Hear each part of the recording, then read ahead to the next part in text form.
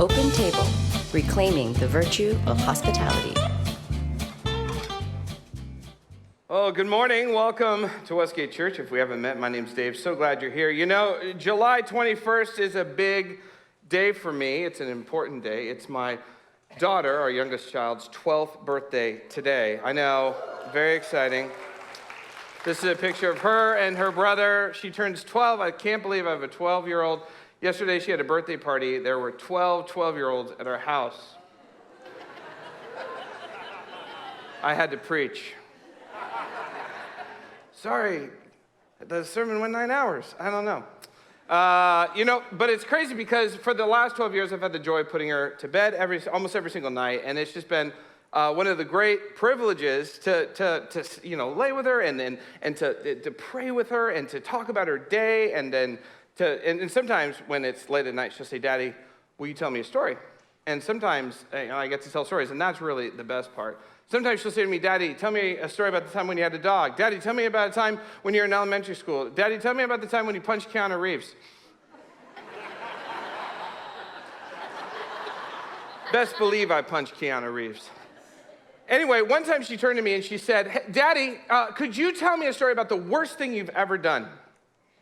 I was like, "No."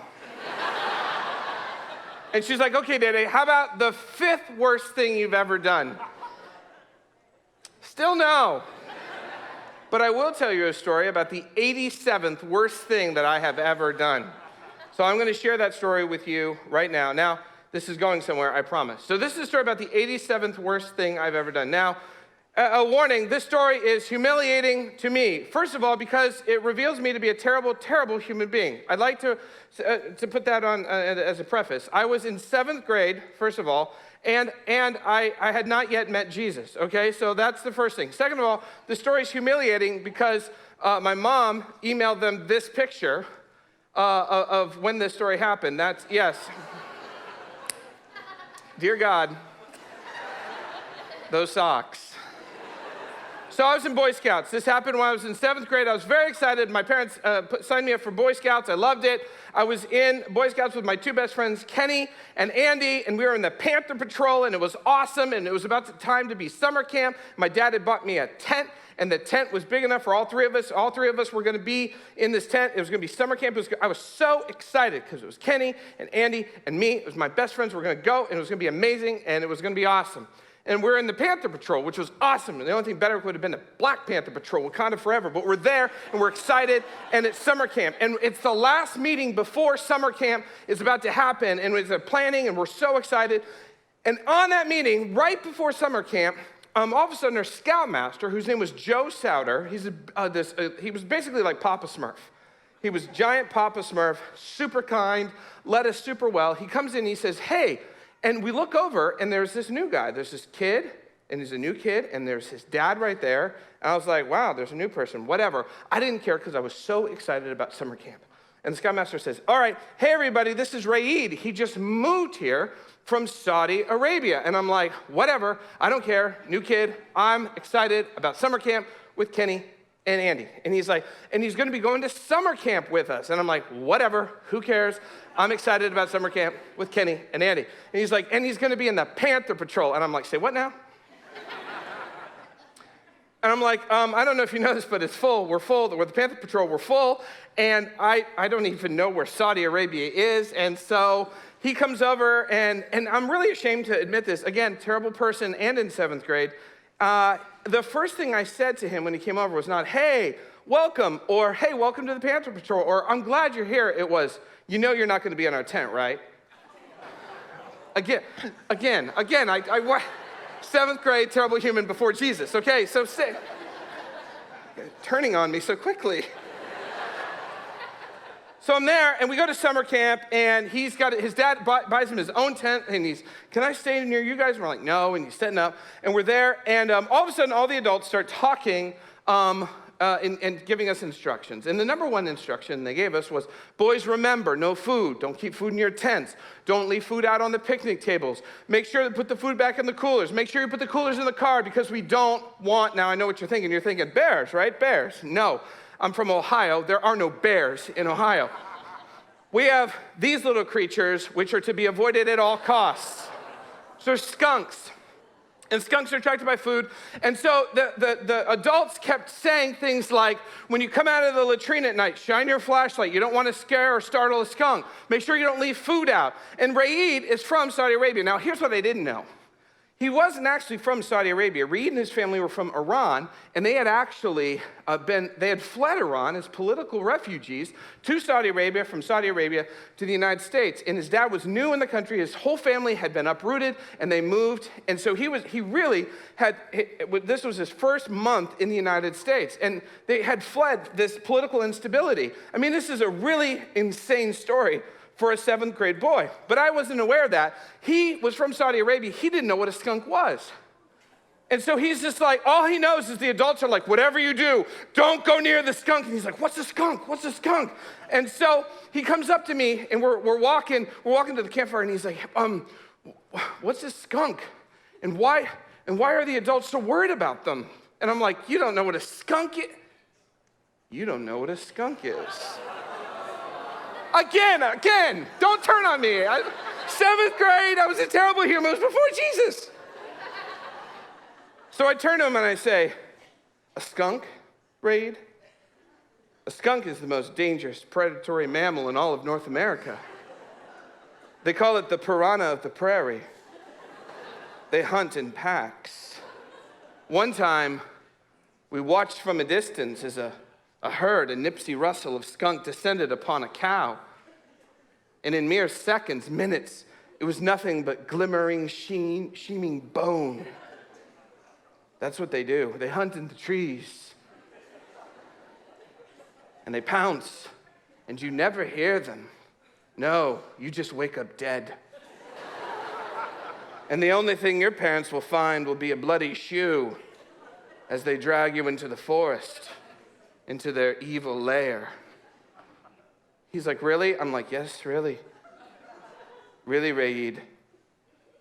They're always watching. So, again, terrible human, seventh grade, before Jesus. So we're walking, and Raid is just like, oh man, he's really scared. And so in the middle of this, I figure, and that night we go to the campfire, and he's sitting like really close to the campfire, like he's sweating. He's like, doesn't want to get anywhere near the skunks. And I thought to myself, it'd be really funny, would be hilarious if I took some cookies and crumbled them outside of his tent.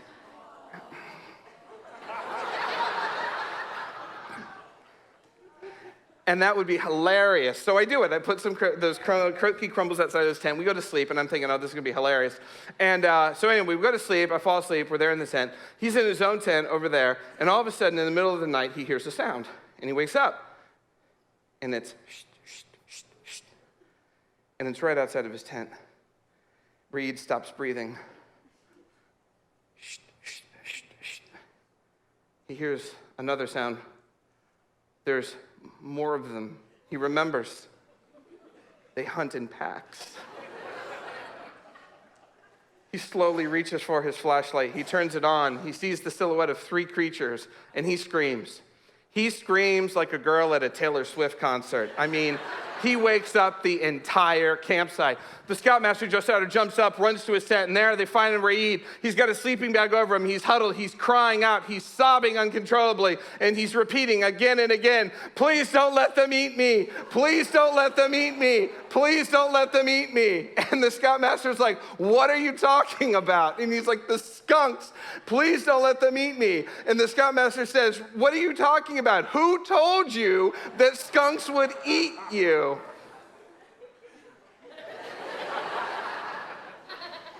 And so the scoutmaster gets everybody up. He sees that there's cookies around the tent. He gets everybody up, has us line up, and he yells at us and he says, I have never in my entire life, in my entire career as a scoutmaster, been so disappointed in a group of young men. Now, who did this? And all of my friends were like, he's like, do you do this? And I was like, yeah. And then he points to the picnic table and he goes, sit there. And he sends everyone else to bed while they clean up the cookies. And that's when I realized and learned a very important lesson about life in this moment. Now, here's what I expected. I expected to be yelled at and then sent home. Okay, first of all, did I deserve to be sent home? Yeah, I did. Okay, what I did, think about the reality of what I did. It's not just mean, it's straight up cruel, and it's horrific, right? But it's more than that. Like, I actually deserved punishment. And so this is what I expected, to be yelled at and sent home. Because this is the way that when somebody does something wrong, this is the way that we respond, right? This is the way that humans respond. In fact, this is the way that almost every human responds. When somebody does something wrong or bad, or does the wrong thing, believes the wrong thing, this is what we do. We condemn, and then we withdraw. We condemn and say what you did was wrong, and then we take a step back, just like my friends took a step back. You condemn, and then you withdraw. In fact, this is how you tell virtuous people from non-virtuous people. People who are virtuous, who have deep values, that's what they do. You violated my values, I condemn that, that's wrong, and I'm gonna withdraw. And you see this all over. This is what you do. This is what I do. This is just what humans do. Think about our current political reality, right? What happens in social media? Every time somebody on the right does something, what do people on the left do, right? Condemn, I condemn that, and then withdraw. We have nothing to do with that. People on the right do something, what do people on the left do? People on the left do something, what do people on the right do, right? Condemn, withdraw, condemn, and withdraw. This is a human reaction. This is what we do all the time. We condemn, and then we withdraw. This is how we show that we're virtuous. In fact, this is how virtue is defended by almost everybody. We think in order to defend virtue, we have to condemn and then withdraw. It's so deep, it's actually almost universal. That's what I expected. By the way, did I deserve condemnation for my action against Reed? Yes, unequivocally, right? Did I deserve to be sent home? Yeah, I actually did. So it's not an issue of desert. It's an issue, but see, here's what Joe Sauter did. He sat me down on the picnic table. Everyone goes back to bed, and then he sits next to me. And for the next hour, he talks to me, and he asks me questions. How would you feel if you had just moved to a new nation? What would be going through your mind? How would you feel if you went to a group where there was a bunch of young boys about your age, and your dad said, this is where you can make some friends? How would you feel? How would you feel if those boys, instead of welcoming you, were standoffish and they didn't welcome you in? Now, how would you feel if instead of that, they actually teased you? Now, how would you feel instead of that, they actually tried to play a prank on you to make you scared? How would you feel? So what he's doing is he's going through this, and then he says, I'm like, man, I understand now what I did. So he's sitting with me for that hour, and then I said, are you going to send me home? And he's like, no, I'm not. You're going to be Reed's tent mate. And you're going to apologize to Reed. You're going to apologize to the camp. You're going to apologize to the members of the Panther Patrol, because what you did wasn't cool, and it violated our core values. And then you're going to be his tent mate. When he goes canoeing, you're going to go canoeing. In archery, you're going to be his partner. Every merit badge class, you're going to be sitting right next to him. He doesn't know how to play Uno. You're going to teach him Uno. When he says draw 4, you draw 4. Are we clear? And that was my reality for the next week. Now, this is not condemn and withdraw. This is something very different. Now, in that moment, before we go any further, some of you are like, well, is that condoning the action? In that moment, did I feel like Joe Sauter, our scoutmaster, condoned what I had done? It was unequivocally clear that what I had done was wrong. It's just a different way of reacting. Instead of condemning and withdrawing, which is the common human experience, the scoutmaster showed me something wildly different. And I'd like to show you that this way of treating humans, When people do something wrong or bad, what we do is condemn and withdraw. In fact, this is what everybody does, except one person, Jesus. I'm going to show you through Scripture that the way that Jesus dealt with people doing the wrong thing was not just to condemn and withdraw. In fact, he chose a different path. Let me show you. And the reason this is important is because we're in the middle of the sermon series where we're talking about this word hospitality. Hospitality is this Greek word, we talked about this last week, philoxenia. Philo means love, and xenia means stranger, love of the stranger. It's an openness. Now, last week, we talked about being open to people who are different than you and I. And this is very, very hard for humans. We don't like to be open to people who are different than us. But this week, we're going to test the boundaries of love and God's love, because this is not just being open to people who are different. This is being open to people who have done the wrong thing. This is much, much, much more difficult. But it's much, much, much, much more important for us to get in this world full of condemnation and withdrawal. In Luke 19, there's this moment where there's a man named Zacchaeus. Zacchaeus is a tax collector, which means he's betrayed his people, the Jewish people, by selling them out and collecting money for an oppressive Roman government and their military industrial complex that crushes all sorts of minority groups across the Roman Empire, and he's taking money, stealing money from his brethren. Some people think that the Roman tax rate was almost 80%, which would have crippled people. And so this guy is cheating his neighbors, his townspeople, and his fellow Jewish people. And so he's hated. He doesn't have a single friend. And Jesus is coming to town. Zacchaeus is short. He climbs a tree. And this is the story. In Luke 19, when Jesus reached the spot, he looked down and said to him, Zacchaeus, this is the tree, Zacchaeus, come down immediately. I must stay at your house today. I must stay at your house. I must stay at your house.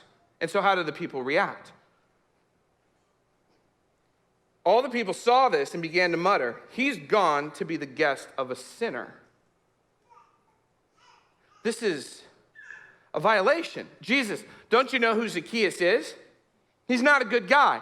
I expect you to condemn him and then withdraw, but Jesus doesn't do this. He actually goes to Zacchaeus' house and invites himself into Zacchaeus' house. And so the people are confused. Wait, to be virtuous, you condemn and withdraw. That's what you do. That's how you defend virtue, Jesus. You say it's wrong and then you back away. That's what you do. And Jesus doesn't do this. And then later on after the dinner party, there's this moment. It says Zacchaeus stood up and said to the Lord, Lord, look, here and now I give half of my possessions to the poor, and if I've cheated anybody out of anything, I'll pay them back 4 times the amount. So apparently this tactic of Jesus to not condemn and withdraw actually produced some crazy life change in Zacchaeus. And then Jesus says this beautiful sentence, today salvation has come to this house because this man too is the son of Abraham. For the Son of Man came to seek and save the lost. But it's not just this moment. This moment is important, but there's another moment that's recorded in Mark 2. It's also recorded in Matthew and in Luke. So as you read through the Gospels, you see this repetition. It's repeated almost word for word. And it's this moment with Matthew. This guy, Matthew, who's also called Levi, he's also a tax collector. While Jesus was having dinner at Levi's house, it says many tax collectors and sinners were eating with him and his disciples, for there were many who followed him. Now in this moment, when the teachers of the law, who were Pharisees, saw him eating with the sinners and tax collectors, they asked his disciples, why does he eat with tax collectors and sinners? Do you see their question? Why is he not condemning and withdrawing? This is what you do when you're around people who are doing the wrong thing, who are bad people, who believe the wrong thing, who behave the wrong way, who are the wrong kind of, this is what you do. You condemn, you say that's not the way to be human, and then you withdraw. And then Jesus responds this. On hearing this, Jesus said to them, it's not the healthy who need a doctor, but the sick. I've not come to call the righteous, but sinners. And this story is repeated 3 different times almost verbatim. There's another moment, a woman who's caught in adultery. And they're trying to trap Jesus, and they bring her out, and they say, we're going to kill her. Under Mosaic law, we are allowed to kill her because she's an adulteress. She has committed adultery. Now, where's the guy? Because the last time I checked, it takes 2 to tango. He's not there. That's not part of the story. But Jesus basically says, okay, fine, you should kill her. How about this? Whoever has never sinned, go ahead and be the first one to throw the stone.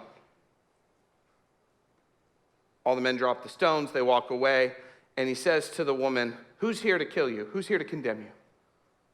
She says, no one. And then he says this sentence, neither do I condemn you. Now go, leave this life that you're living, leave this sin, but go in freedom. Now in that moment, Jesus, who has every right to condemn, decides not to. There's this other moment, it's right in Luke 15, right before Jesus tells one of the most famous stories, probably the most famous story he's ever told. It says that the sinners and the tax collectors gathered around him, and that the teachers of the law were grumbling. Again, you see this theme again and again. And then Jesus goes on and says, let me tell you 3 stories. A story about a lost sheep and a shepherd who goes out in the middle of the night to find it. A story about a lost coin and a woman who finds it and rejoices. And then the final story that Jesus tells, the story of a lost son. And the father refuses to give up hope for this lost son.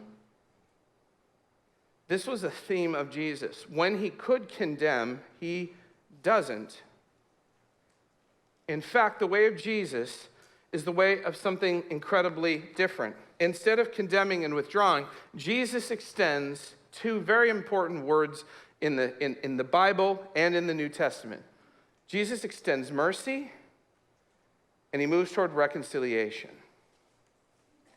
Instead of condemning, he extends mercy. And instead of withdrawing, pulling away, he moves toward the mess, toward reconciliation. Now, this is almost the opposite of condemning and withdrawing, which is the human impulse. It's like Jesus is taking the human impulse and flipping it on its head. And Jesus does this all the time. Now, in order to understand this, we also have to get into these words. What does the word mercy mean, and what does the word reconciliation mean? Because these are very important words. First of all, the word mercy. The word mercy is actually one of the most important words in the entire Bible. Here's the definition. It means compassion or forgiveness shown towards someone whom it is within one's power to punish or harm. So within the word mercy is the idea of pardon. Now, pardon can only happen if you're guilty. If you're innocent, there's no pardon necessary because you're innocent. But in this one, it's like you have the ability to punish. You have the right to punish. Everyone knows that you have the right to punish, but instead, you extend forgiveness. Again, I should have been sent home. If the scoutmaster said, you're out of scouts, that would have been a legitimate punishment for my actions. And yet, mercy was shown. It was within his power to punish me, but the scoutmaster, Joe Souter, did not. Mercy in the Old Testament is also a rich word. In fact, it's one of the most important words in the entire Old Testament. In the Old Testament, the Hebrew word for this is chesed. In fact, we don't even have a really good English translation for it because it's such an amalgam of so many other different words. Most often in the Old Testament, it's translated as loving kindness. In the children's Bible I read to my children when they were young, the translator, who's this beautiful poet, she put it this way. She said, the never-stopping, never-ending, always and forever kind of love. This gets to the beginnings of the heart of Hesed. The word Hesed has all sorts of implications. First of all, it has the idea of covenant or commitment. Covenant's a relationship that's stronger than any other relationship we have. It's often used between a parent and a child and a husband and a wife. That's the kind of covenant words that we have. It's about commitment that's not just legal or just emotional, but both, kind of an amalgam of both. It's also about provision.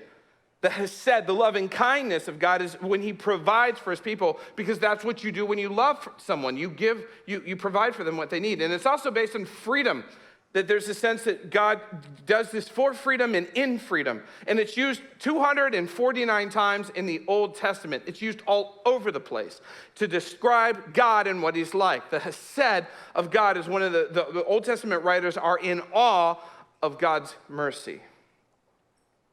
And that's what mercy is. And then there's this other word, reconciliation. Reconciliation is a relational word. It means this: the restoration of harmonious, peaceful relationship between two parties. Now, often in the Bible, this is meant to be between us and God. But the word for this in the Old and the New Testament is the word shalom.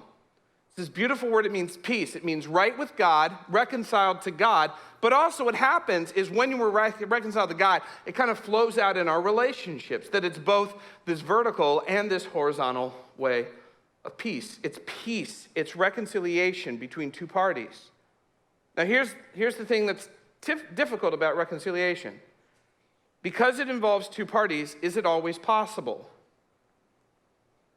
No, it's not, right? Sometimes if you have a grievance with somebody, a deep, deep grievance, and then they die, can you be reconciled to them? No, you can't. Sometimes they're too toxic. You can't get near them. It's just too dangerous.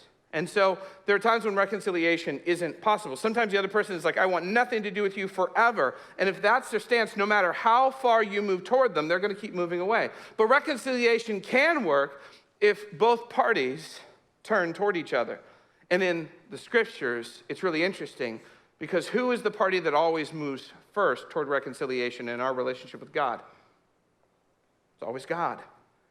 He always moves first. So these are what Jesus does. He extends mercy and moves toward reconciliation. Now, here's why this is difficult. When he does this, it violates the innate human sense of virtue that says when somebody does something wrong, you condemn and withdraw. And because it violates that, the people are angry, especially the virtuous teachers of the law who take God seriously. They're like, look, when somebody does something really egregious, you don't just wink at it, Jesus. You don't sit with them. You don't become pals with them. You condemn them and withdraw. In fact, as Jesus extends this mercy and reconciliation, you see again and again that people grumble. That the leaders and the teachers of the law, that people grumble against Jesus doing this. And for the longest time, and I've gotten the chance to sit with this material for an entire month. So that's a real gift. And so as I was going through this, I was like, why is everyone so mad? Why is everyone so upset at Jesus for extending mercy and reconciliation? It seems like an awesome thing for him to do.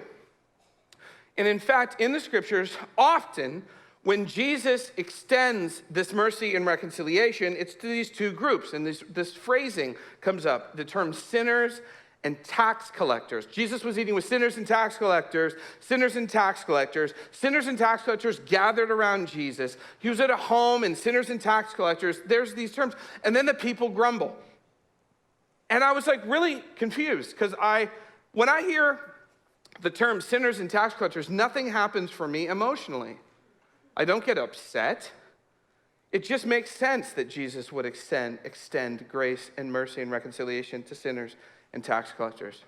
Sinners often were prostitutes, and you think about prostitution, I think, like, what woman chooses prostitution? I think about the desperation. We know a lot about trafficking now, and then so I'm thinking these women were forced into this profession and this way of life that they never would have chosen. Of course Jesus offers them grace. Of course, it just makes sense.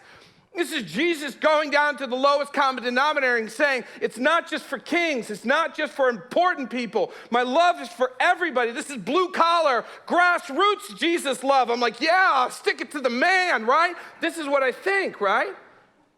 I don't understand why everyone's so mad at Jesus.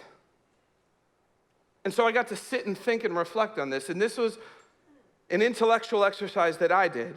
And I'm going to share it with you. And I'm hesitant to share it with you because I'm afraid of being misunderstood or somebody hearing something that I'm not saying. But I started thinking, sinners and tax collectors, God, that doesn't make any sense to me. Help me understand where this comes from. Why are people so mad at your actions? Because they make sense to my heart. So I started thinking, what's a tax collector? A tax collector is a political term. It's somebody who has violated the deepest core values of you politically. that do damage, real violence to your nation state. And what's a sinner? A sinner, a prostitute, is somebody who does violence to your community because of some sexual action. So I started thinking, well, what are those categories for me? What would cause me to shrivel up with my grace? I came up with 2 answers. These are from me. White nationalists and pedophiles. I don't want Jesus to eat with those people. They're not just dangerous, they deserve God's judgment for what they did. Do you feel yourself cinching inside? I did. I don't want you eating with those people, Jesus. Just eating with them is almost an endorsement. I want you to condemn and withdraw, to let them know how evil they are, how evil what they become, how damaging what they become. That's what I want. This is why people grumble. Because they don't deserve it, those people. But this message of Jesus, this life of Jesus, is scandalous. Because if it is to be believed, then what Jesus is saying is that mercy and forgiveness and reconciliation is for everyone. Everyone. This is scandalous. For the past couple of weeks, we've been talking about how important it is for us to be people who display hospitality, openness toward people who are around us, who are different than us. We say things like learn their name, learn their story, look for opportunities, pray with God, and look for opportunities for them, for God to move. But how are we going to do this if we actually fundamentally believe that God would rather have us condemn and withdraw from those people rather than extend mercy and reconciliation? By de facto, we will have walls toward those people who we feel are actually undeserving of God's grace. But if Jesus is to be believed and his invitation is to be studied seriously, then apparently forgiveness and mercy and reconciliation offered by Jesus is for everyone. Everyone. This is why it's so difficult. Why? Why would Jesus do this? Why would he invite us to this? It'd be so much easier if we could just condemn and withdraw. C.S. Lewis puts it this way: to be a Christian means to forgive the inexcusable in others because God has forgiven the inexcusable in us. One of the most famous verses in the Bible is John 3:16.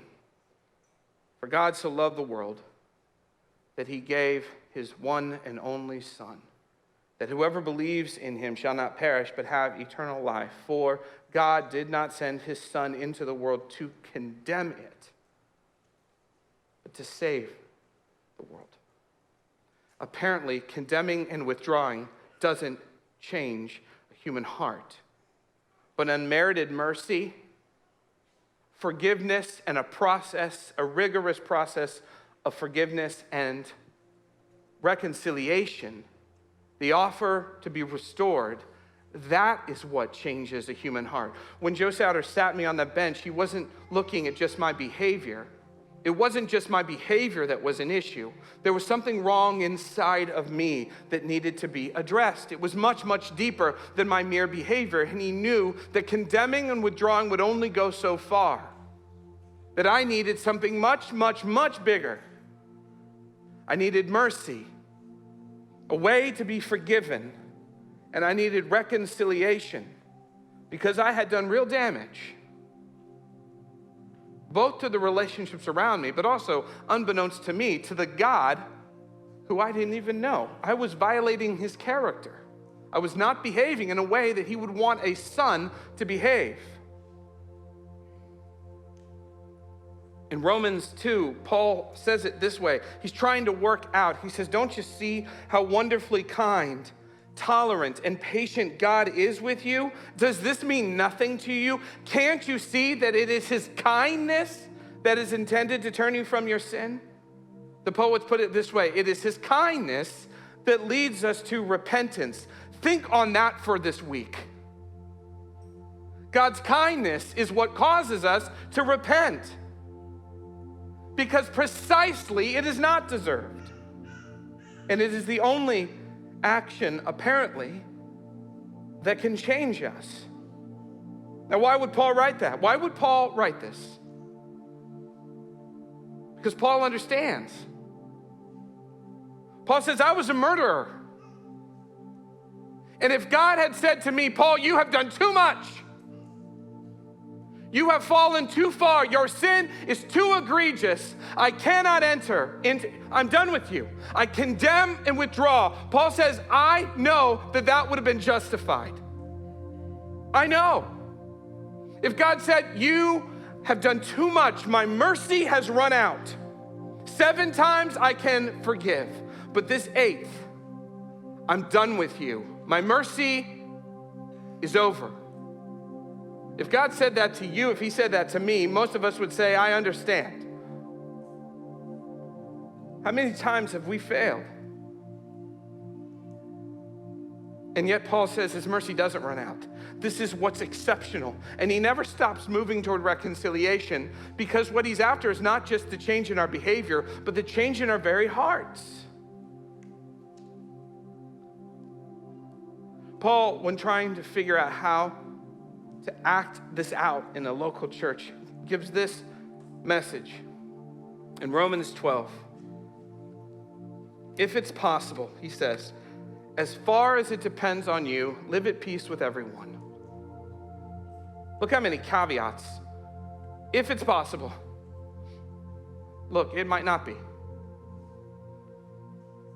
As far as it depends on you, reconciliation's a two-way street. It might not be possible, but as far as it is with you, live at peace with everyone. It's like Paul is saying, look, it might not be possible. It might not be possible. Some of you in this room have dealt and been deeply wounded and hurt and abused by people. And the idea of being reconciled to them is outside the scope of what your imagination can hold. And it might not be safe, and they might be so toxic, it might be dangerous for you, it might not, if it's possible, it might not be. As far as it is with you, the other person might run the other way. They might never change, never repent, never want to have. Paul gives room for all that, but he's saying, look, if it's possible, as far as it is with you, don't be the one for you to stave off the possibility of mercy and reconciliation. Don't you be the one to cut it off. If it's possible, if you can, as far as it is with you, be people that instead of condemning and withdrawing, extend mercy, forgiveness for egregious, unforgivable things, and move toward reconciliation. This is not just difficult, it's impossible without God's help. It's impossible. But it's the way of Jesus. In a few minutes, we're going to take communion, which is just perfect, isn't it? God has forgiven the inexcusable in us, which allows us to forgive the inexcusable in other people. We're going to sing songs about the goodness of God toward us, his reckless love, his relentless love. And I want us to drink that in, and I want us to eat that. But as we do, we must also remember it's not just something for us. We must become people who embody this. Do you see? We must embody these values to be like Christ. It's not enough to just take and drink and eat, we must bring others to the table and extend to them the mercy and reconciliation that has been given to us. Is this easy? No, this is impossible. It goes against our very nature. It is not natural nor human. But we have not been made merely natural or merely human. We have the Spirit of the living God. He can help us. Mercy, reconciliation. Let's pray.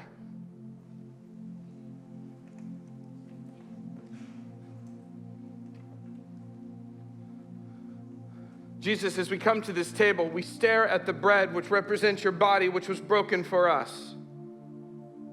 You could have stayed far in heaven. You could have stayed where you are, but you decided to come down because of your great love for us. And not just come down, but you got involved in our suffering.